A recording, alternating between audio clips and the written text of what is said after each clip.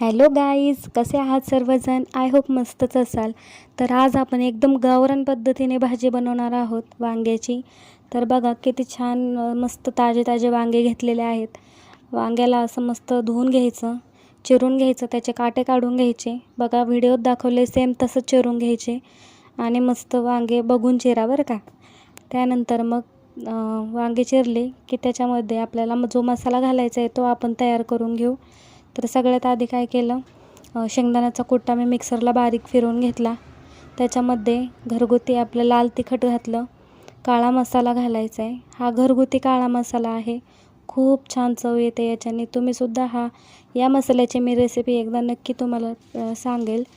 तर बघा अशा प्रकारे कांदा लसूण मसाला घालायचा, हळद घालायची, मीठ घालायचं आणि मस्त त्याला मिक्स करून घ्यायचं. हातानेच करायचं आहे मिक्स.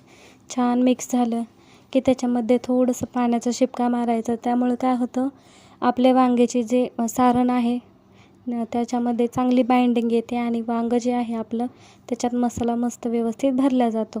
तर बघा व्हिडिओत दाखवल्याप्रमाणे मस्त भरपूर मसाला भरायचा आहे वांग्यांमध्ये. बघू शकताय तुम्ही, एकदम सुंदर ही भाजी तयार होते. जास्त काहीच याला करायचं काम नाही, एकदम झटपट तयार होते ही भाजी. तर मग कढईमध्ये तेल घातलं, जिरे मोहरी घातले आणि थोडंसं अद्रक लसूण कुटून घेतलं होतं ते घातलं आणि मस्त असे वांगे सोडून दिले. तेलामध्ये छान फ्राय झाले वांगे की त्यामध्ये मस्त पाणी घालायचं, थोडंसं आपल्याला हवं तेवढं पाणी घालायचं. त्यामुळे काय होतं, मसाला जो आहे वांग्याचा खूप छान होतो, भाजी खूप सुंदर होते. कशी दिसते भाजी एकदा मला कॉमेंटमध्ये नक्की सांगा.